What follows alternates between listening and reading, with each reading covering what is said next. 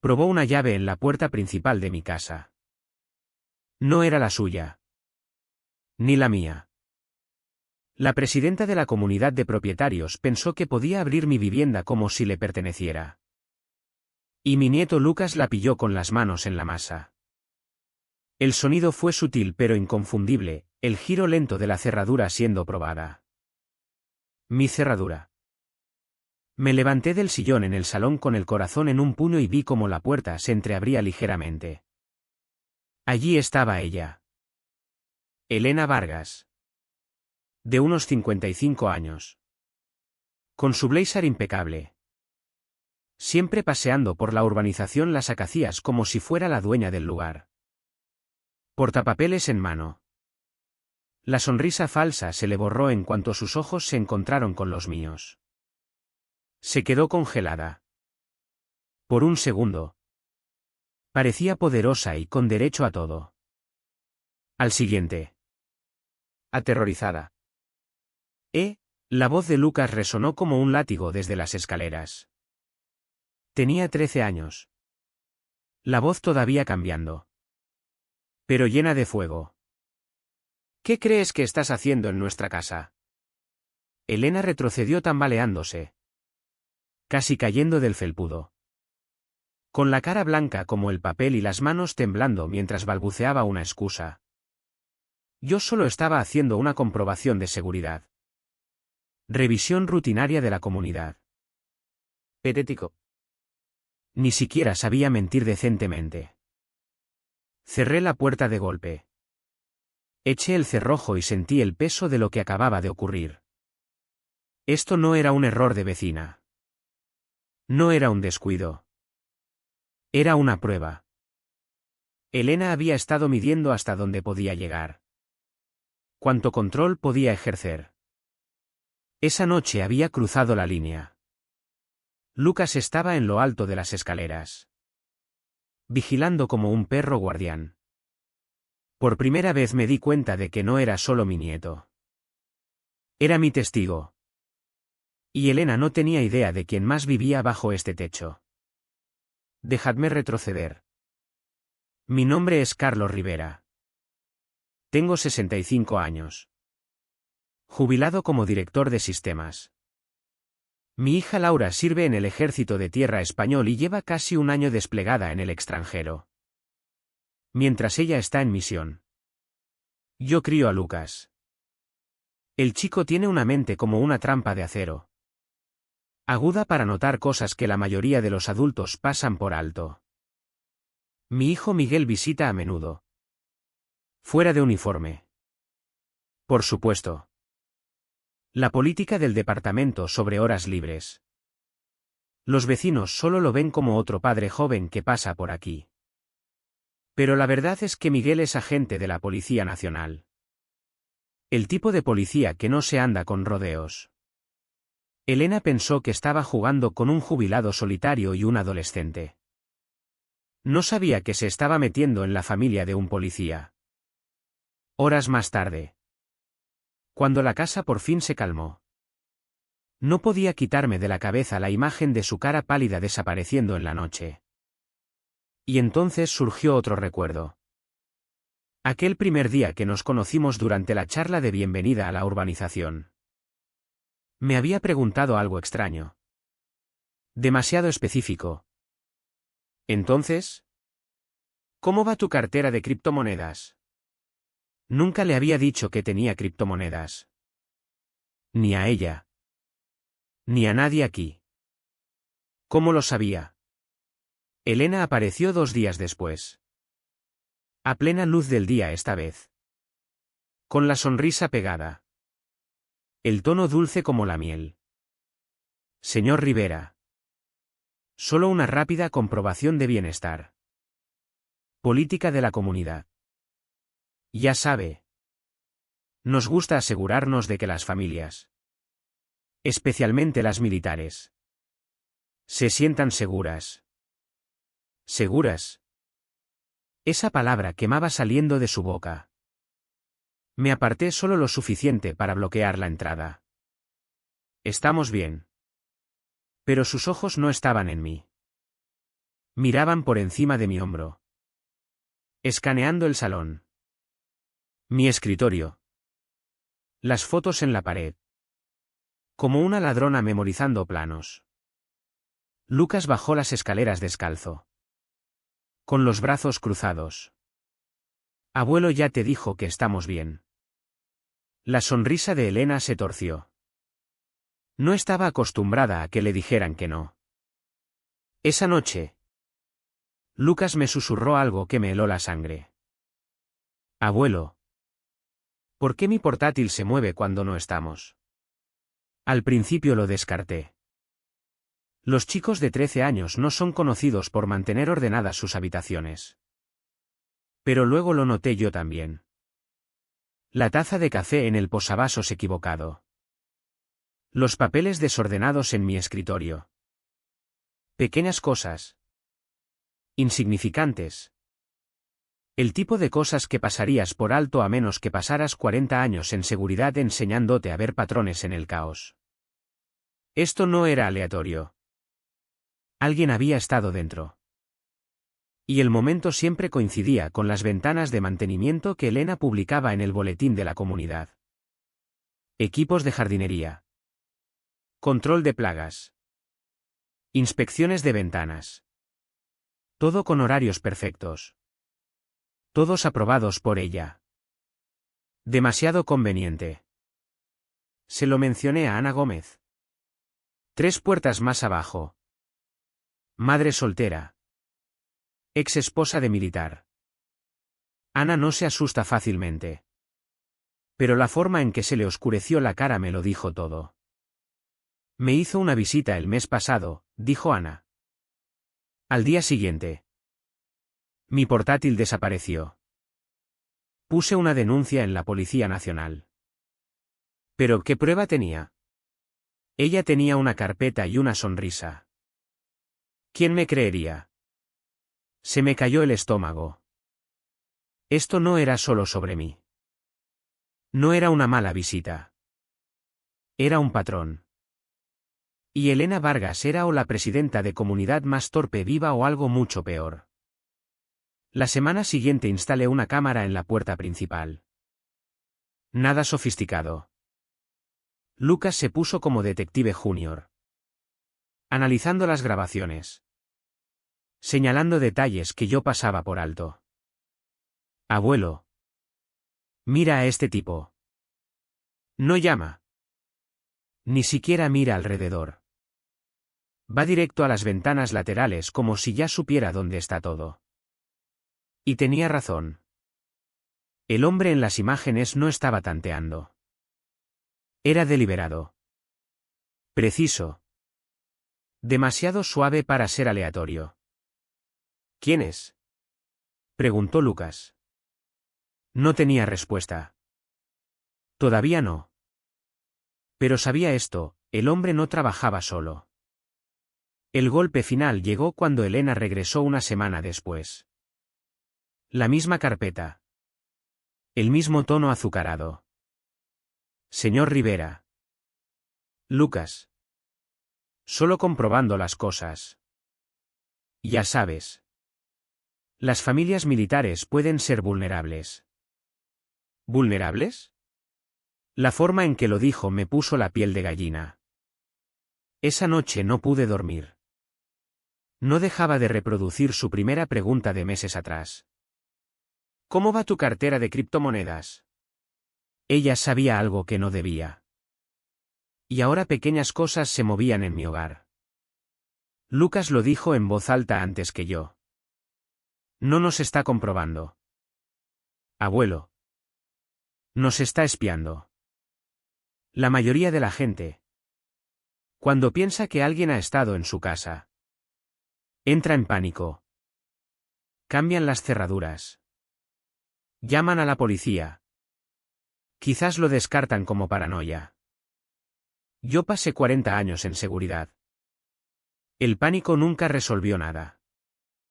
Los patrones sí. Así que empecé a construir un expediente. Primer paso. Marcas de tiempo. Cada incidente en nuestra casa, papeles movidos. Taza mal colocada. El portátil de Lucas desplazado coincidía perfectamente con los horarios de mantenimiento de la comunidad que Elena publicaba. Jardinería los martes. Algo se movía en mi despacho.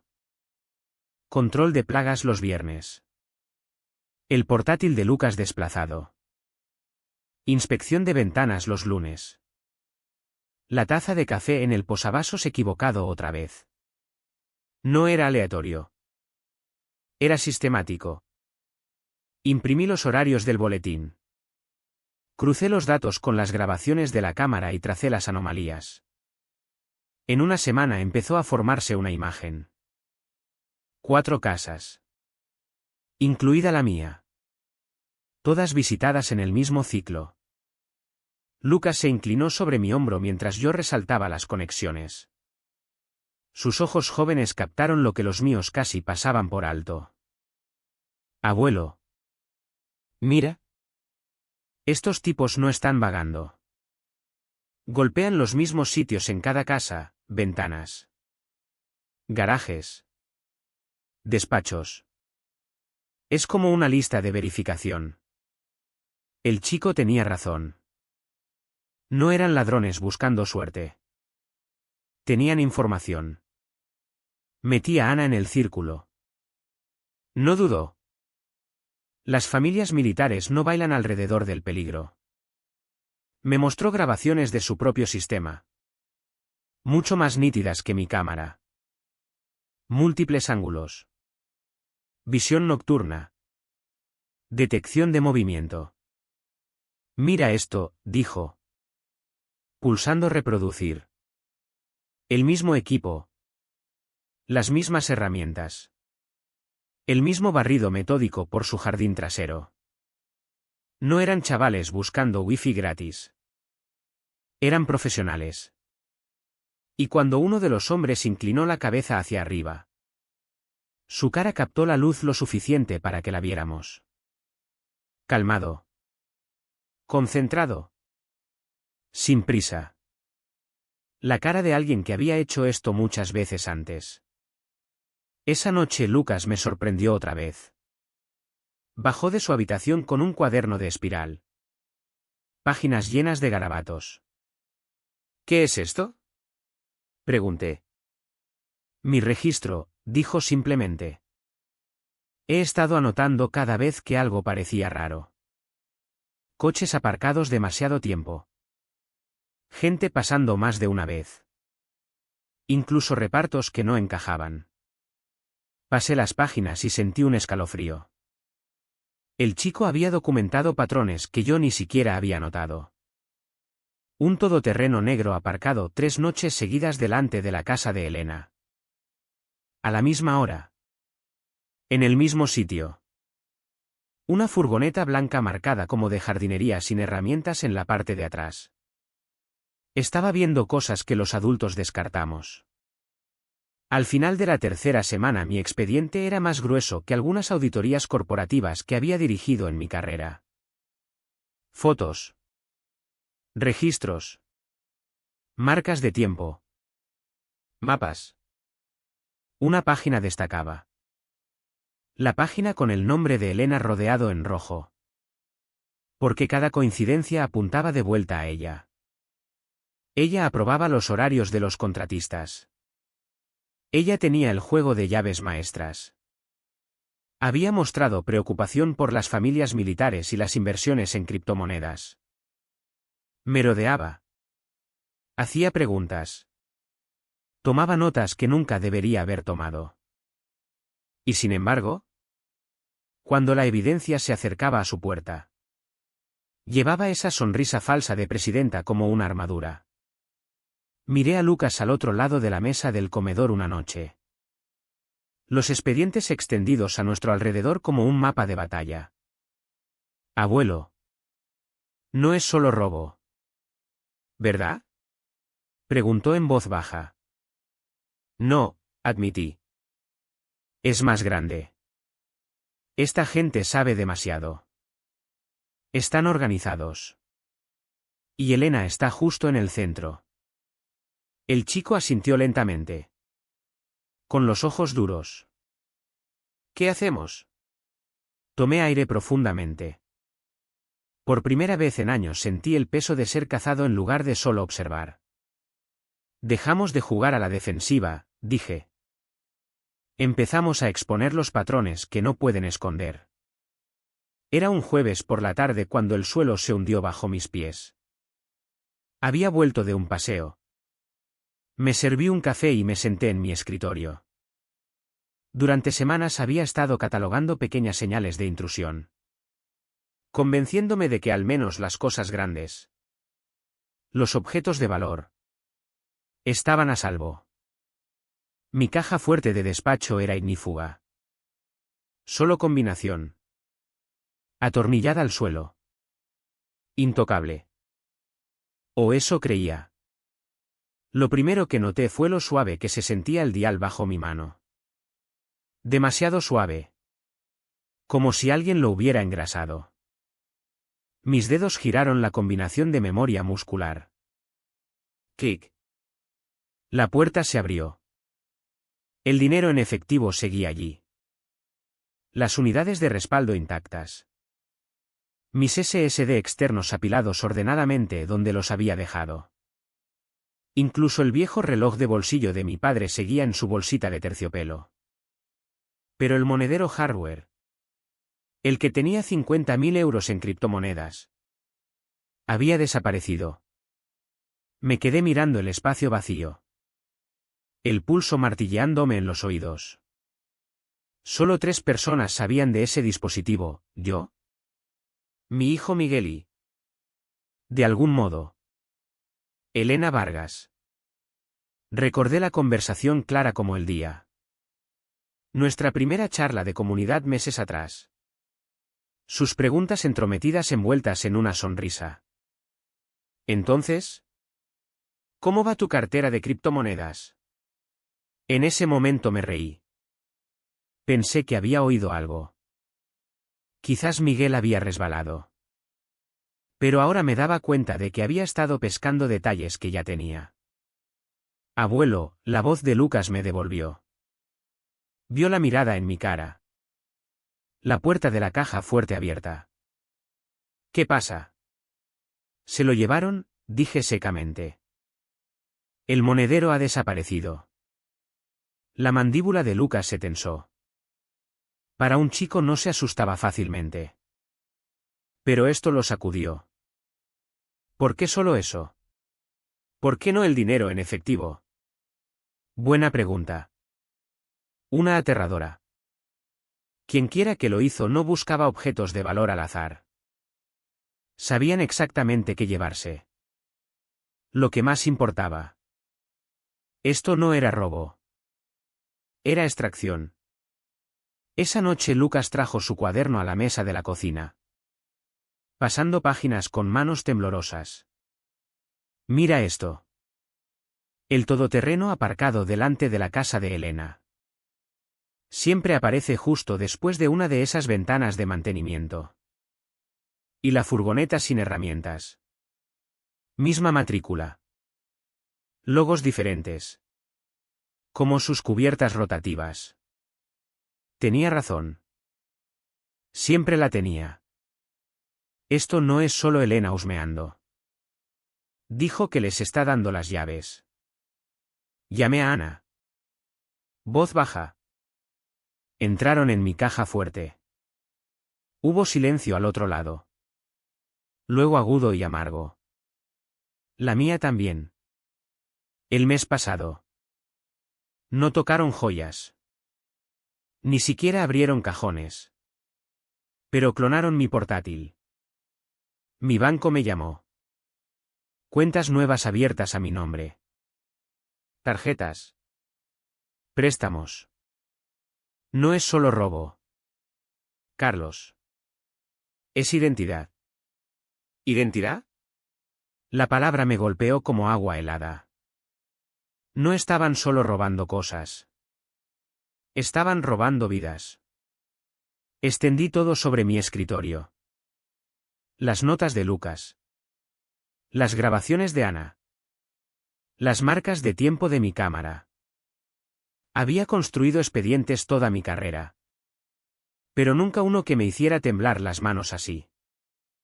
Cada flecha apuntaba de vuelta a Elena. Sus horarios. Sus llaves maestras.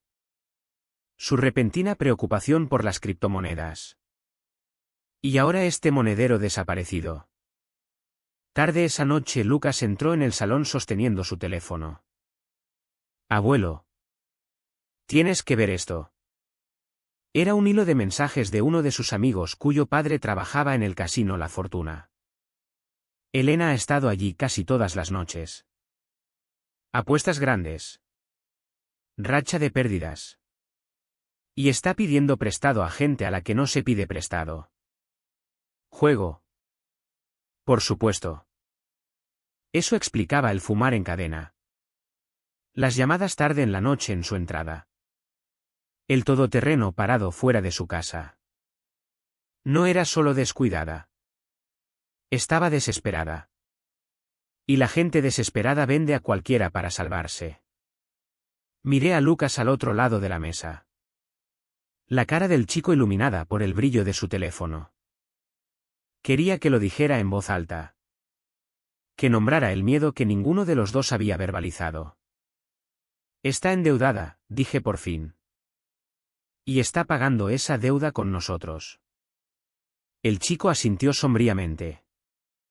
Entonces ya no somos solo vecinos. Somos objetivos. Las piezas encajaron por fin cuando la vi en la entrada. Elena Vargas. Nuestra pulida presidenta de comunidad. Paseaba como un animal atrapado. Cigarrillo tras cigarrillo. Manos temblando tanto que apenas podía encenderlos. Desde el otro lado de la calle. A través del teleobjetivo de Ana. Capté fragmentos de su voz. Conseguiré el dinero. Solo dadme más tiempo.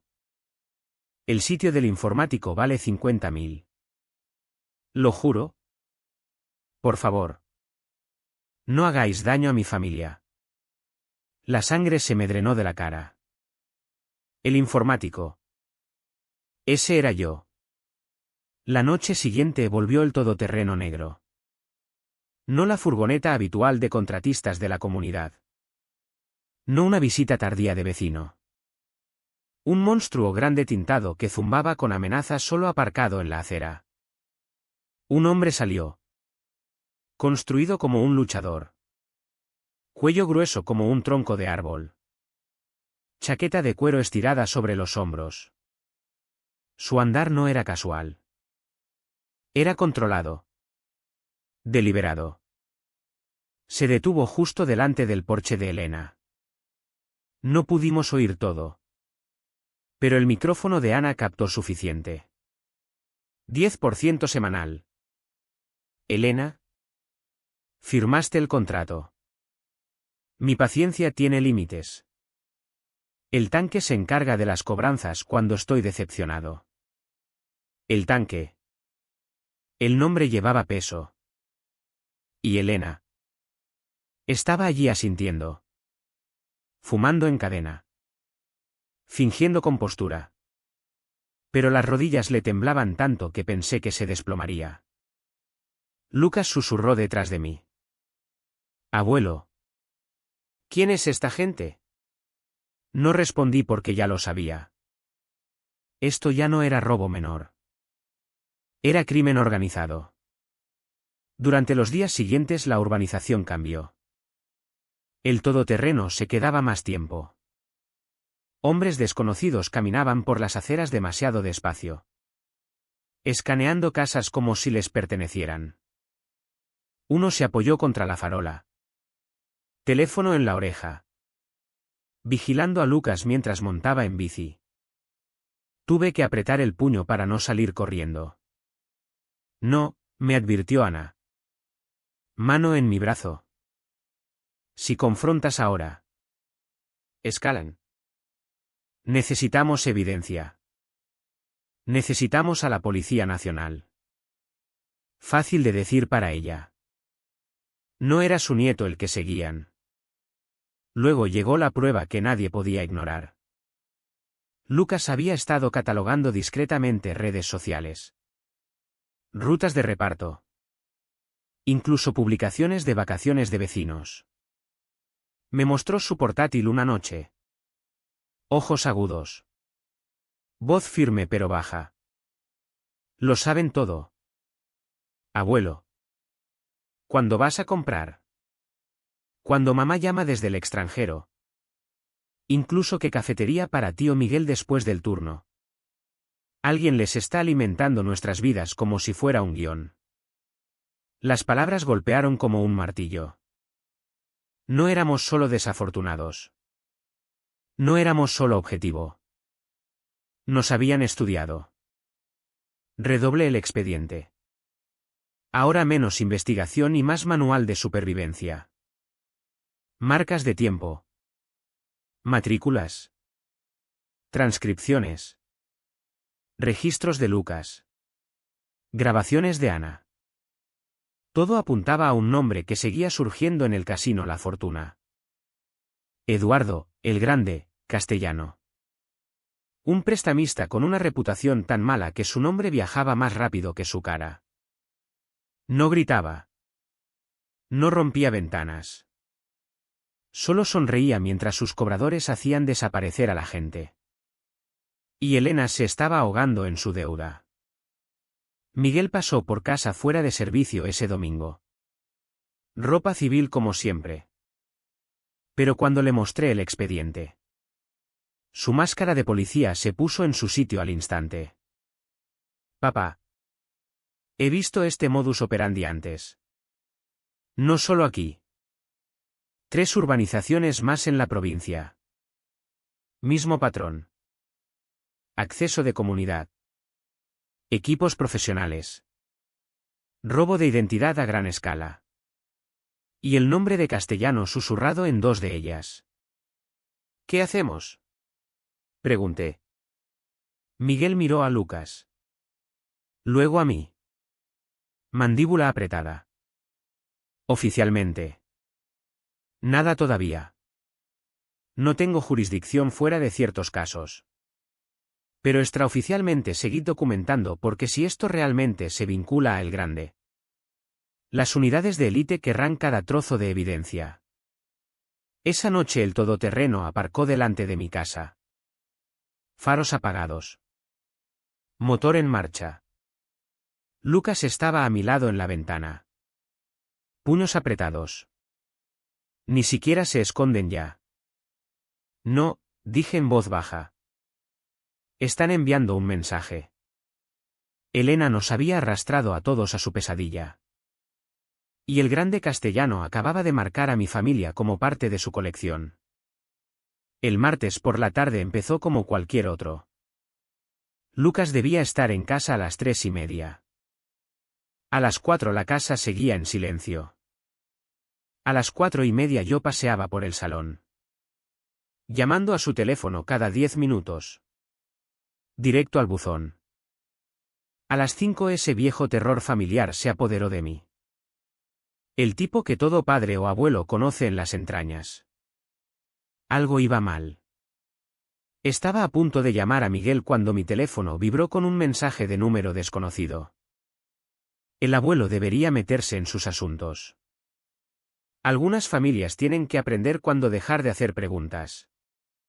Las manos me temblaron tanto que casi se me cayó el teléfono. No era solo a mí a quien advertían. Era a Lucas. Miguel llegó en menos de 10 minutos. No llamó. Entró como una tormenta. Ojos escaneando la habitación ya en modo policía. Papá. Déjame ver el teléfono. Leyó el mensaje 2 veces. Mandíbula apretada. Esto acaba de volverse oficial. Lo estoy denunciando. En 30 minutos la Policía Nacional tenía patrullas rodeando la urbanización. Detectives peinando el colegio de Lucas. Contactos de élite en la línea. Las tranquilas calles de las Acacias de repente parecían un escenario del crimen.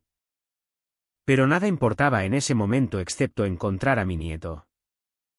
Ana apareció en mi puerta. Calmada pero feroz. Reuniendo vecinos con precisión militar. Haremos búsqueda en cuadrícula en los parques. La biblioteca. Cada callejón en 2 kilómetros. Sin tiempo perdido. Sin pánico. ¿Es listo? Carlos. Si se esconde. Elige un sitio seguro. Si alguien se lo llevó. Dejaron evidencia. Su convicción me estabilizó más de lo que admitiría. A las 7:15. Mientras el sol se ponía bajo los árboles. Mi teléfono sonó. El corazón casi se me paró. Abuelo. Soy yo. Lucas, su voz asustada pero firme. Intentando sonar mayor de 13. Estoy bien. Estoy en la biblioteca pública de la calle principal. Me escondí cuando los vi. Los tipos del Grande. Hablaban de cobranzas. No sabía qué hacer. Así que me quedé fuera de vista. He estado investigando los registros financieros de Elena en los ordenadores públicos de aquí. Abuelo. Tienes que ver lo que encontré. El alivio me golpeó tan fuerte que casi se me doblaron las rodillas. Mi nieto no solo estaba vivo. Estaba luchando con ese cerebro agudo suyo. Fuimos a la biblioteca con 2 patrullas detrás. Lucas parecía pálido cuando lo encontramos. Pero sus ojos ardían de determinación. Sujetaba un montón de documentos impresos. Su casa ha sido refinanciada 3 veces este año, explicó. Extendiendo los papeles sobre el capó de un coche patrulla. Ha agotado todas las líneas de crédito. Incluso ha cogido adelantos de tarjetas de tiendas. Abuelo. Se está ahogando. Los números no mentían. Elena estaba enterrada bajo deudas que ningún sueldo de presidenta podía cubrir. Y había vendido a todos a El Grande en un intento desesperado de salir. Pero la huida de Lucas esa tarde reveló algo peor que sus balances. El equipo de El Tanque había estado merodeando la urbanización durante horas. Preguntando a niños si habían visto a Lucas. Todoterrenos negros rodeando parques. Hombres entrando en tiendas de esquina. Mostrando su foto como si fuera un paquete perdido. No un niño. No iban a parar hasta tenerlo. Esa noche. De vuelta en casa. Me senté frente a Miguel en el salón. Lucas dormía arriba. Por fin seguro bajo vigilancia policial. La voz de Miguel era baja. ¿Peligrosa? Papá. Tienes que entender. Equipos profesionales no amenazan a niños a menos que estén desesperados o completamente seguros de su red. Eso significa que Castellano cree que puede pisotearnos. Apreté los puños. ¿Qué hacemos? Miguel me miró a los ojos. Vamos, oficial. De aquí en adelante es élite. Y no solo jugamos a la defensiva. Construimos el caso para quemar toda esta operación. Asentí. Mirando al techo donde Lucas dormía. Habían intentado asustarnos hasta el silencio. En cambio habían encendido un fuego que iba a quemar todo su imperio. El viernes por la noche Elena ya no podía mantener la máscara. Apareció aporreando mi puerta principal exactamente a las 8:15. Voz temblando de rabia. Carlos. Abre esta puerta. Necesitamos hablar de tu interferencia y los problemas que estás causando a todo el mundo. Sus puños sacudían los cristales. Toda la calle lo oyó. Se encendieron luces. Se abrieron persianas. Vecinos asomando como perros de la pradera. Lucas susurró. Abuelo. ¿Llamamos a la Policía Nacional? Antes de que pudiera responder. Pasos pesados sonaron detrás de mí. Miguel. Pero esta vez mi hijo no estaba de civil. Estaba de uniforme completo. Placa brillando. Cinturón de servicio bien ajustado. Radio crepitando.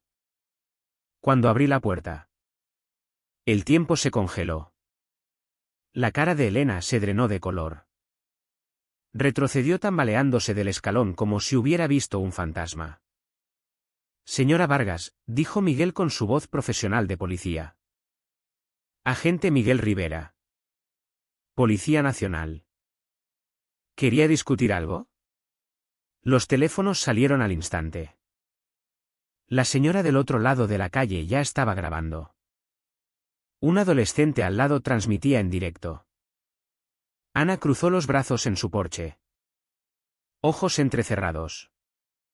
La boca de Elena se abrió y cerró como un pez fuera del agua. Yo no sabía que eras agente de policía. Esto es solo asunto de la comunidad. Un malentendido. La expresión de Miguel no cambió. Calmada. Controlada. Aterradora en su quietud. Estaremos investigando los recientes allanamientos a fondo. Señora Vargas. Le sugiero que piense con cuidado en cualquier cosa que quiera contarnos voluntariamente. El mensaje estaba claro. Ya no eres la depredadora. Eres la presa. Pero Miguel no había terminado. Sacó su terminal móvil. Dedos volando. Segundos después levantó la vista y su voz cortó como una hoja. Señora Vargas. O debería decir María López de Andalucía. O quizás Isabel Santos de Valencia. La multitud murmuró. Elena se congeló. Porque según nuestro sistema, has estado usando 5 identidades diferentes en 3 comunidades autónomas durante la última década. 5 nombres. 5 vidas. 5 conjuntos de deudas y consecuencias. ¿Quieres explicar cuál es la real? Las rodillas le fallaron. Se agarró al pasamanos para apoyarse. Lucas susurró detrás de mí. Ni siquiera es Elena Vargas. Sacudí la cabeza. Nunca lo fue. Las compuertas se abrieron esa noche. Con la autoridad de Miguel registrada y medio barrio filmando. La doble vida de Elena empezó a desmoronarse en tiempo real. María López. Quiebras en Andalucía. Casinos. Acreedores, Isabel Santos. Impagos de préstamos en Valencia. Órdenes de alejamiento de agencias de cobro, 2 nombres más vinculados a propiedades embargadas en Cataluña y Andalucía. Cada identidad contaba la misma historia. Juego. Deudas. Huyendo una y otra vez hasta que las Acacias se convirtió en su nuevo comienzo y su colapso final. Elena intentó recuperarse. Intentó pegar esa sonrisa frágil de presidenta. Esto es todo un error. Registros antiguos. Nada relevante para. Ahórratelo, cortó Miguel. Tono helado. Confirmaremos huellas y registros nacionales. Estás acabada. Sus ojos se dirigieron a la multitud.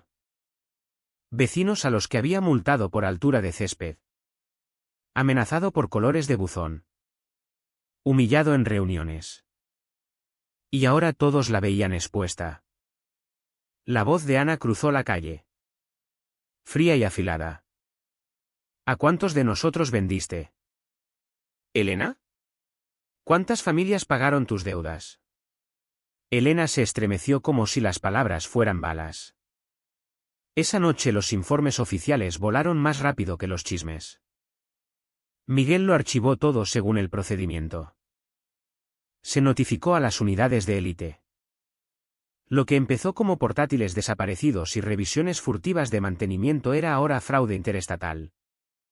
Robo de identidad y conspiración de crimen organizado. Ana. Elena. María. Isabel. Como se llamara realmente. Se había convertido en el centro. Más tarde.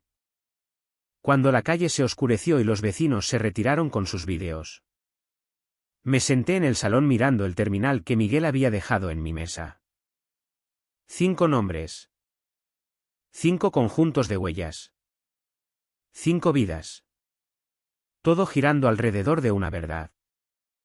Elena Vargas nunca había existido. Lucas se apoyó en mí. Callado. Abuelo.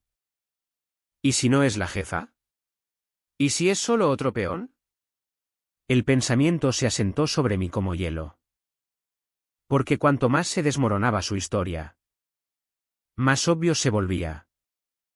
Elena no era la mente maestra.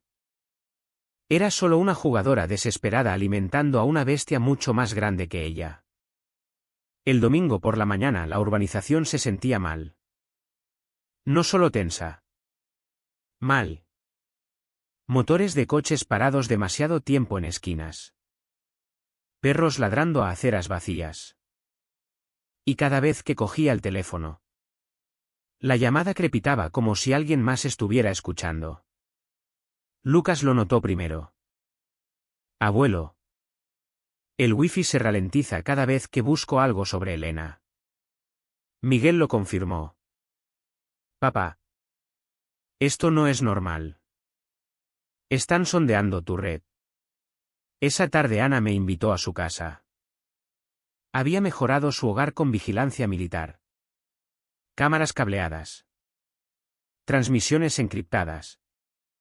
Incluso sensores térmicos del equipo de su difunto marido. Señaló la pantalla de su portátil. Mira aquí. La grabación mostraba 3 hombres moviéndose por las acacias a las 3 de la madrugada. No ladrones al azar. Coordinados. Cada uno llevaba ropa táctica oscura. Maletines con forma de equipo de comunicaciones. Y se movían como si hubieran ensayado esto 100 veces. No estaban reconociendo la urbanización. Estaban ejecutando un patrón. Esos no son aficionados, dijo Ana secamente. Son profesionales. Miguel llegó esa noche con cara sombría. Los analistas de élite miraron las grabaciones de Ana. Estos tipos no son solo ladrones. Están usando inteligencia de señales. Tienen analizadores de espectro. Simuladores de torres de telefonía portátiles. Escáneres policiales. Están mapeando cada frecuencia de esta manzana. Se me cayó el estómago. ¿Qué significa eso? Miguel me miró a los ojos. Significa que pueden bloquear radios. Interceptar mensajes. Bloquear llamadas al 112. Cuando vengan a por ti. Papá. Nos cortarán del mundo exterior como si no existiéramos. Esa revelación me golpeó más fuerte que cualquier ganzúa o cartera robada. Estos hombres no estaban entrando en casas. Estaban creando zonas muertas. Lucas apretó los puños. Entonces nos están espiando como si fuéramos los malos. No, dije. Como si fuéramos el premio. El lunes el patrón era innegable. Un todoterreno negro aparcado frente a la casa de Elena todas las noches. Hombres turnándose. Furgonetas de reparto paradas cerca de intersecciones mucho después de su ruta. Incluso nuestro correo llegó abierto una vez. Luego vuelto a cerrar. Elena misma se estaba desmoronando en público. Fumando en cadena. Paseando. Susurrando promesas frenéticas al teléfono.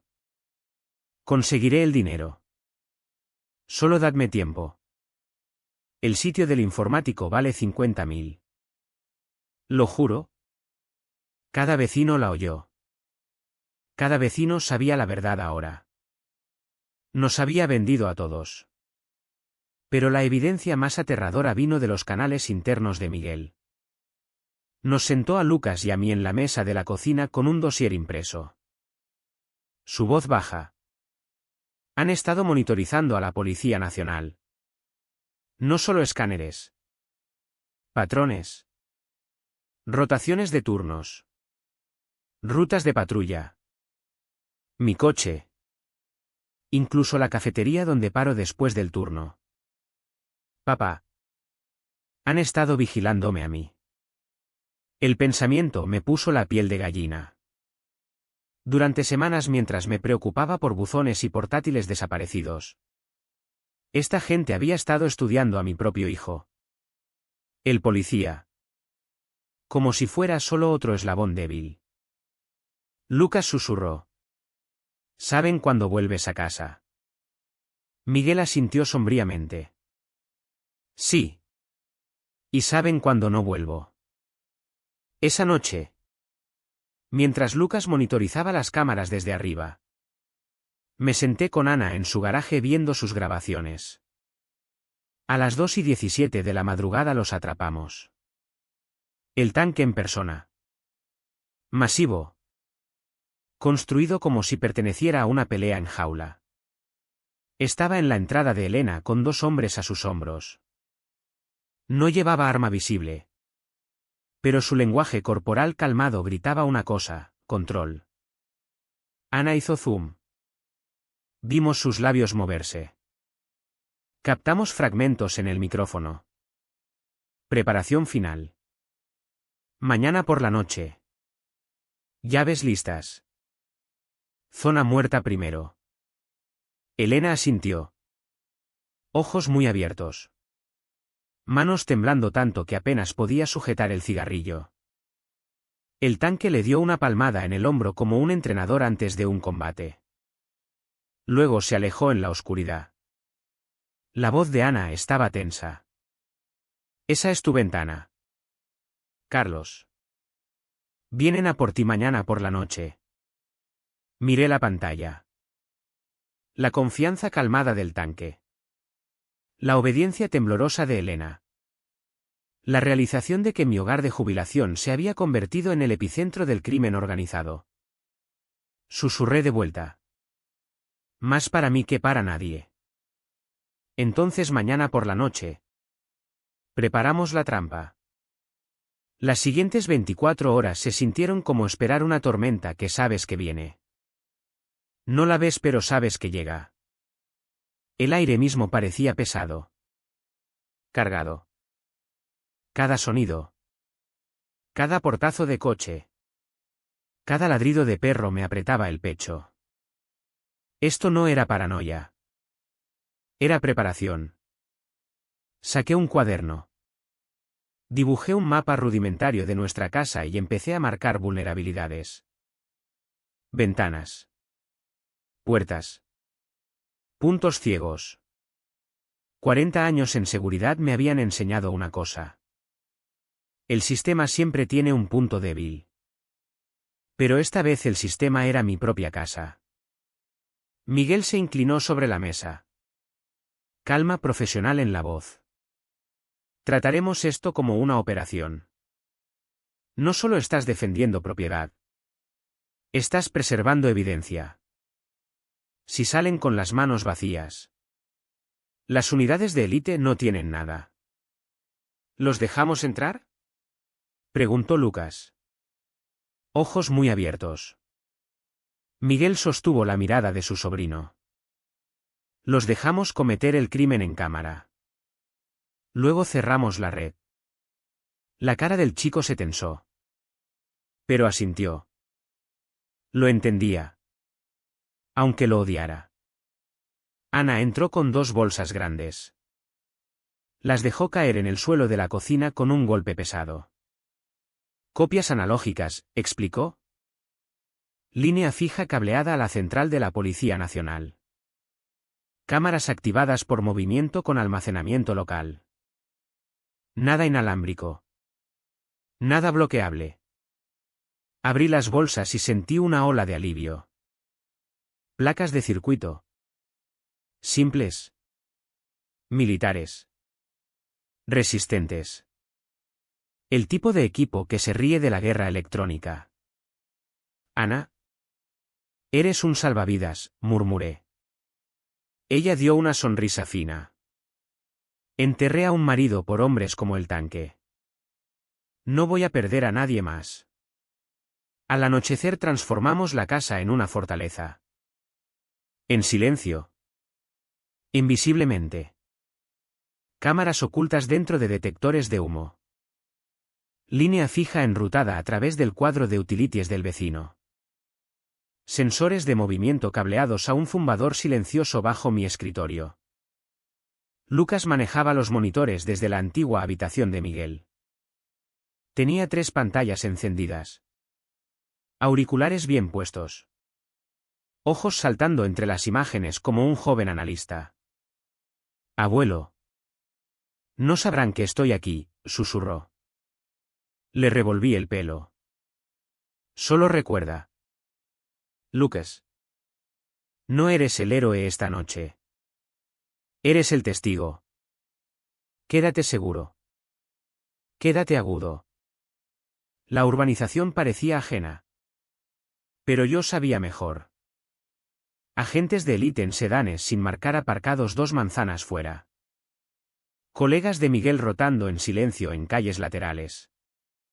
Radios en canales encriptados. Incluso la casa de Ana se había convertido en un puesto de mando secundario, dándonos ángulos que nuestras propias cámaras no captaban. Era una guerra silenciosa. 2 ejércitos ocupando el mismo terreno. Esperando el primer movimiento. A las 11 de la noche Miguel salió en ropa civil. Escaneando la oscuridad con ojos de policía. Volvió con mandíbula apretada. Están preparando, dijo simplemente. Lucas tragó fuerte. Nudillos blancos en sus auriculares. Miré alrededor de mi salón una última vez. La casa que había comprado para pasar mis años de jubilación en paz ahora parecía el centro de una operación encubierta. Cada esquina cableada. Cada salida planeada. Cada segundo contabilizado. Pensé en mi hija Laura. A medio mundo de distancia. Confiando en mí para mantener a Lucas a salvo. Pensé en Lucas mismo. 13 años. Creciendo 10 años en 10 días. Y pensé en Miguel. ¿Mi hijo? Plantado firme entre familia y caos. Llevando la placa que convertía a vecinos en sospechosos y criminales en enemigos. A las 11:45 la calle cayó en un silencio escalofriante. Sin grillos. Sin viento. Solo silencio presionando las ventanas. La radio de Miguel susurró. Unidades en posición.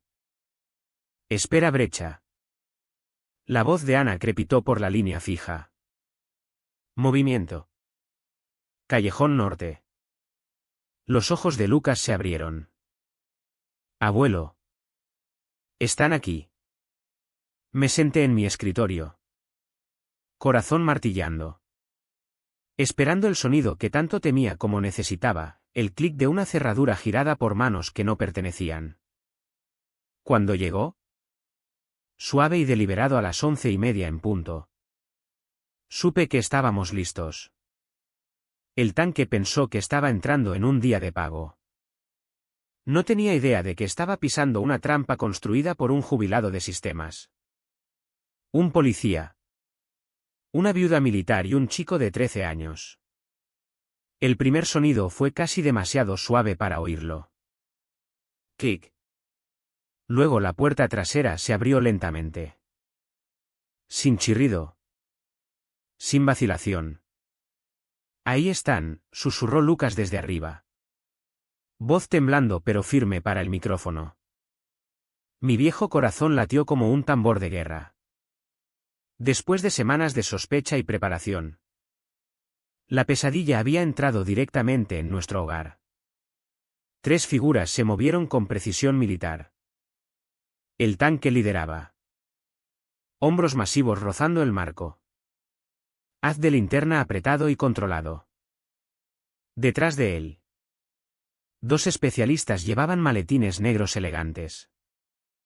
Sus manos trabajaban antes de que sus pies cruzaran el umbral. Uno abrió una caja de bloqueo.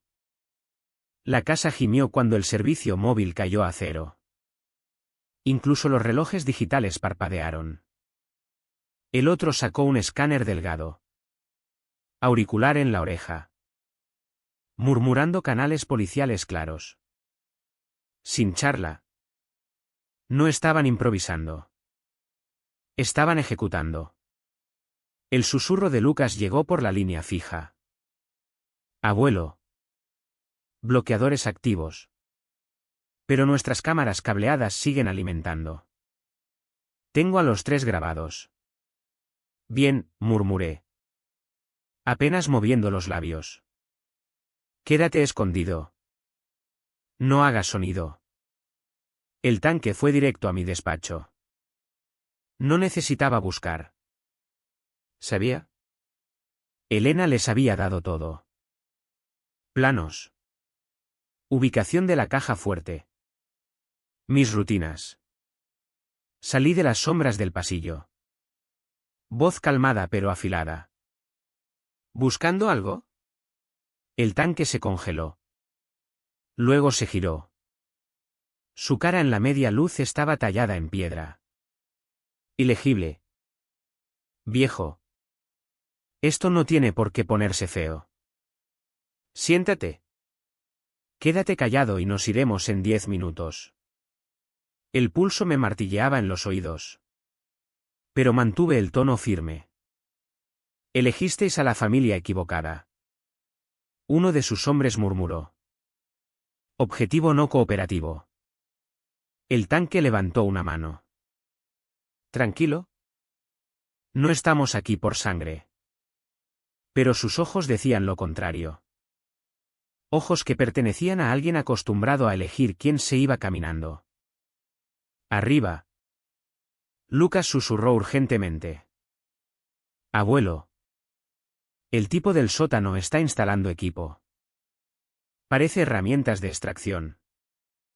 La voz de Miguel cortó por la línea fija desde su posición fuera. Recibido. Mantened posición. Dejadles terminar el acto. Me mataba. Saber que la ley requería que dejáramos a estos hombres hurgar en mi vida.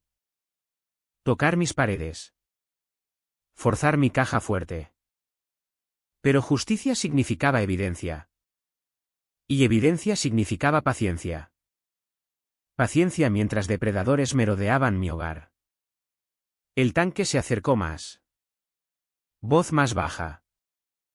¿Por qué lo haces más difícil de lo necesario?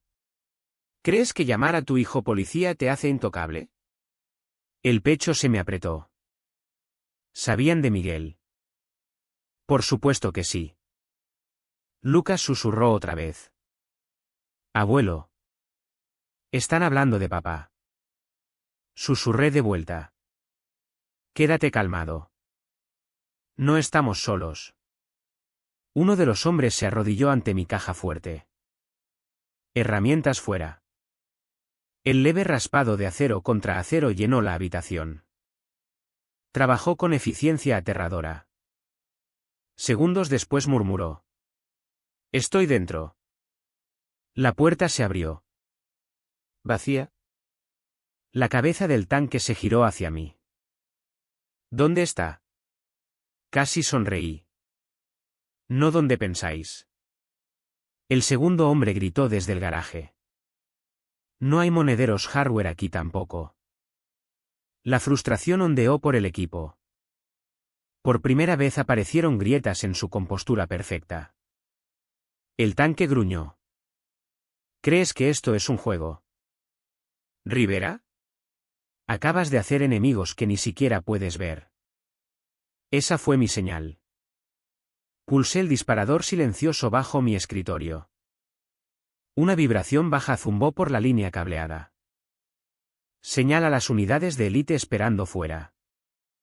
Desde arriba Lucas susurró rápido. Múltiples vehículos acercándose. Unidades de la Policía Nacional. Abuelo.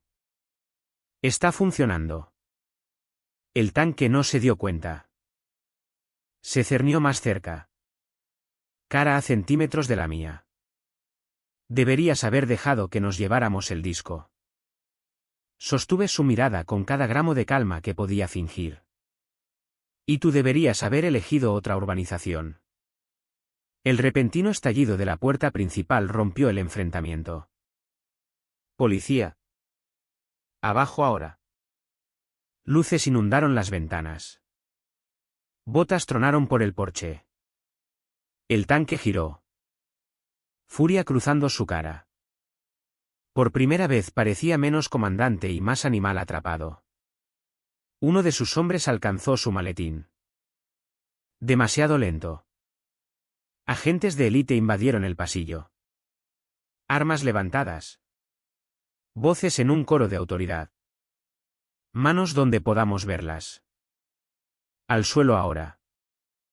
El tanque me miró a los ojos una última vez. Mandíbula apretada. No tienes idea de lo que acabas de hacer, gruñó mientras los agentes le retorcieron los brazos a la espalda. Quizás no. Pero por primera vez en semanas podía respirar. La voz de Lucas llegó suave por la línea. Abuelo. Los tenemos. La casa olía a aceite de arma y adrenalina. Los agentes de élite archivaron papeleo allí mismo en mi mesa del comedor. Bolsas de evidencia cubriendo cada centímetro de madera. Mi caja fuerte abierta y vacía. Cámaras todavía grabando. Vecinos susurrando desde porches fuera. Pero lo más ruidoso en la habitación era el silencio. El silencio del tanque. Lo tenían esposado. Sentado en mi propia silla como un rey despojado de su corona. No resistió. No gritó. Solo me miraba. Ojos fríos. Pero con algo más enterrado profundo. Algo cercano al miedo. Miguel dio un paso adelante. Placa enganchada al cinturón ahora. Voz profesional afilada como una hoja. Roberto Ramírez. Alias el tanque. Estás detenido por allanamiento. Conspiración. Extorsión. El tanque río bajo. ¿Crees que esa es la lista? ¿Chico?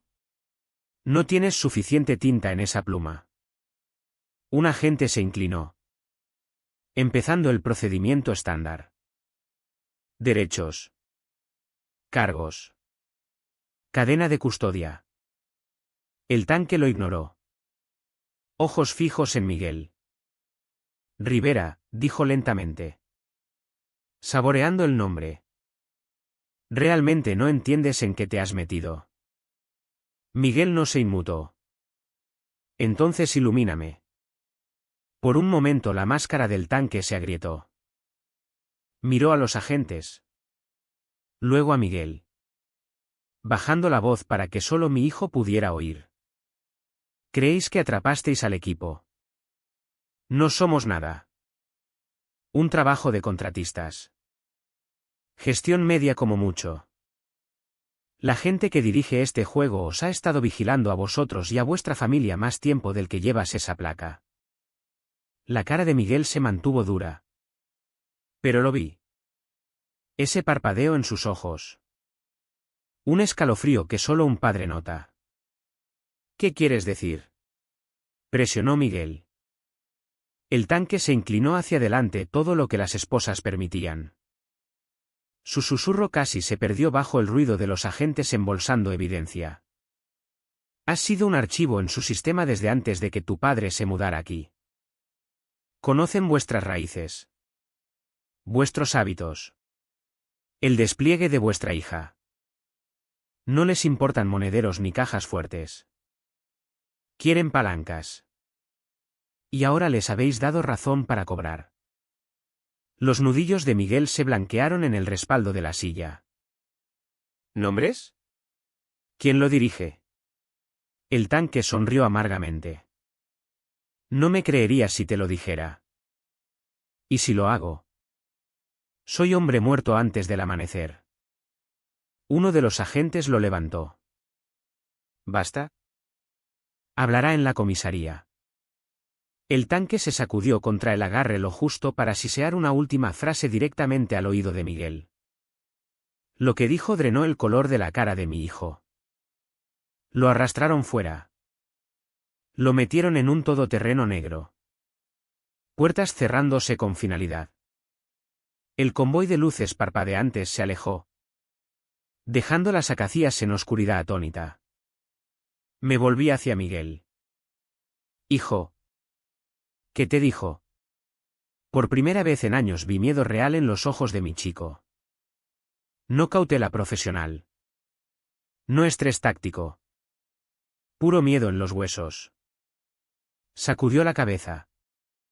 Voz baja. Urgente. Papá. Tenemos que mover a la familia ahora. Esta noche. Casa Segura Federal. Sin discusiones. Miguel. No. Sus manos golpearon la mesa, haciendo temblar las bolsas de evidencia. No entiendes. Si lo que dijo es verdad. Ninguno de nosotros está a salvo aquí. Ni Lucas. Ni tú. Ni siquiera Laura en el extranjero. Lucas apareció en la puerta. Pálido pero escuchando. Abuelo. ¿Qué dijo? Miguel se arrodilló. Agarró los hombros de su sobrino con fuerza. Su voz se quebró solo ligeramente. Significa que no estamos lidiando solo con ladrones. Chico. Esto es más grande. Organizado. Conectado. Y han tenido ojos en nosotros durante mucho tiempo. El resto de la noche se volvió borroso. Los agentes trabajaron en silencio. Teléfonos zumbando con actualizaciones codificadas. Ana se quedó con Lucas. Calmada pero aguda. Ayudándolo a preparar una bolsa de fuga. Me encontré metiendo ropa en una bolsa con manos temblorosas. El peso de las palabras del tanque presionando más fuerte que cualquier arma. A través de todo. Miguel se movía como una tormenta contenida en piel humana. Profesional. Eficiente. Pero sus ojos lo delataban. Seguía escaneando ventanas. Puertas. Cada sombra como si esperara que alguien más irrumpiera en cualquier segundo. Justo antes del amanecer. Mientras el transporte a la casa segura rodaba hacia la urbanización. Pregunté otra vez. Hijo. Por favor dime qué susurró. Miguel me miró. Mandíbula apretada. Luego sacudió la cabeza. Aún no. Papá. Si lo digo en voz alta. Se vuelve real. Y ahora mismo no quiero que lo sea. Se giró. Guiando a Lucas hacia el todoterreno esperando. Dejándome con un silencio más pesado que cualquier palabra. Durante semanas había creído que Elena Vargas era la amenaza. Luego el tanque. Luego Eduardo Castellano. Pero en ese momento. Mientras el convoy nos llevaba al escondite. Me di cuenta de la verdad. El verdadero enemigo ni siquiera había mostrado su cara todavía. 3 meses después. La urbanización Las Acacias parecía casi normal otra vez. Céspedes cortados. Buzones pintados. Niños en bici en el cul-de-sac. Pero mi casa estaba vacía. Envuelta en silencio. Nos habíamos ido hacía tiempo. El tanque había recibido 8 años por cargos federales de extorsión. Su equipo de 5 a 7 cada uno. Elena Vargas. Si ese era siquiera su nombre real. Se declaró culpable por 18 meses de cárcel provincial. 3 años de libertad condicional. Tratamiento obligatorio por su adicción al juego. Su casa se vendió en subasta. Los ingresos se repartieron para recompensar a los vecinos que había traicionado. Los medios lo llamaron un caso emblemático de corrupción en comunidad de propietarios. Las unidades de élite lo llamaron una pequeña victoria en una guerra mayor. Pero para mi familia era solo supervivencia. A Lucas le dieron una condecoración civil por parte de la Policía Nacional por su recopilación de evidencia. Su nombre en el certificado en letras grandes que deberían haberlo hecho sentir orgulloso. Pero el chico solo lo miró. Callado. Abuelo, me preguntó una noche en la casa segura. ¿Esto significa que nos dejarán en paz ahora? No pude mentirle. No después de lo que habíamos pasado. No lo sé. Hijo, susurré.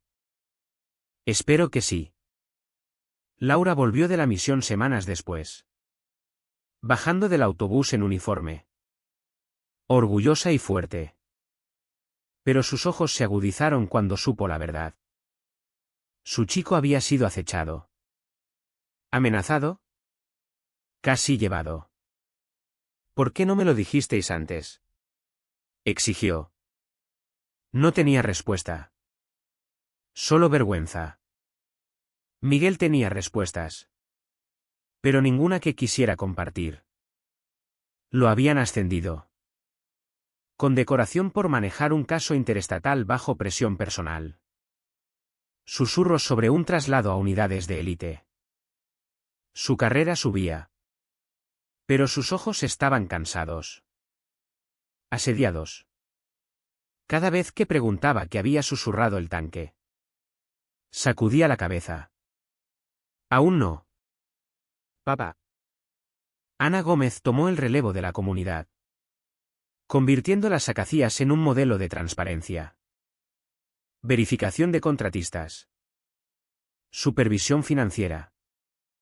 Patrullas comunitarias que realmente protegían en lugar de explotar. La mujer que había perdido más se convirtió en la que reconstruyó.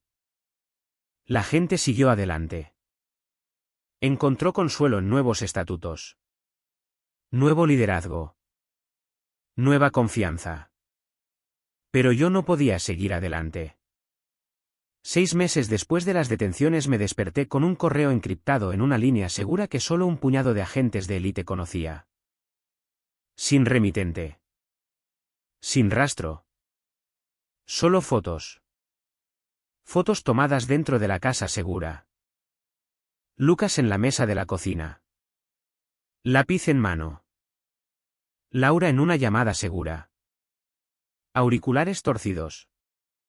Fatiga en los ojos. Miguel dormido en el sofá. Funda de pistola al lado. Y yo. Vulnerable. Cabeza inclinada hacia atrás en una siesta de viejo. Ángulos que ningún extraño podía haber captado. El mensaje era corto. 6 palabras que me helaron la sangre. Elena era solo el principio. Sabemos dónde está desplegada Laura. Cerré el portátil de golpe. Corazón martillando. Bilis subiendo a la garganta. Miguel, llamé. Voz quebrada. Entró corriendo. Ojos agudos. Mano ya en su arma. Giré la pantalla hacia él. El color se drenó de su cara. Están dentro, murmuró. No una pregunta. Un hecho. Esa noche la casa segura no se sintió segura. Los agentes doblaron la guardia. Barrieron en busca de micrófonos. Desmontaron cada rejilla y enchufe. No encontraron nada. Pero yo sabía mejor. El susurro del tanque había sido verdad. No estábamos luchando contra ladrones. Ni siquiera contra Eduardo Castellano. Estábamos luchando contra algo más grande. Una red de sombras que llegaba a hogares. Agencias. Quizás incluso al gobierno mismo.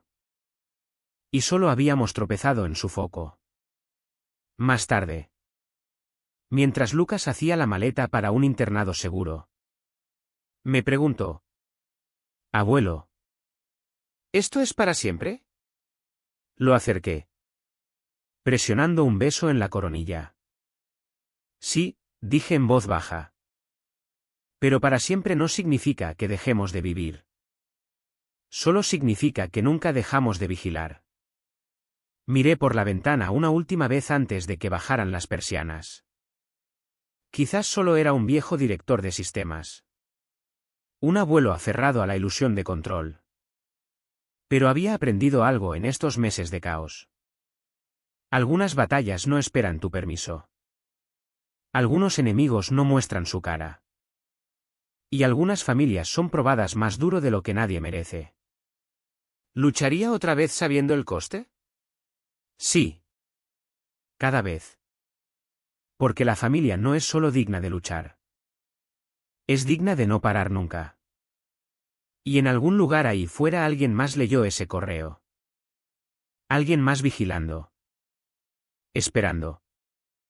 Elena era solo el principio. Y la verdadera historia ni siquiera había empezado.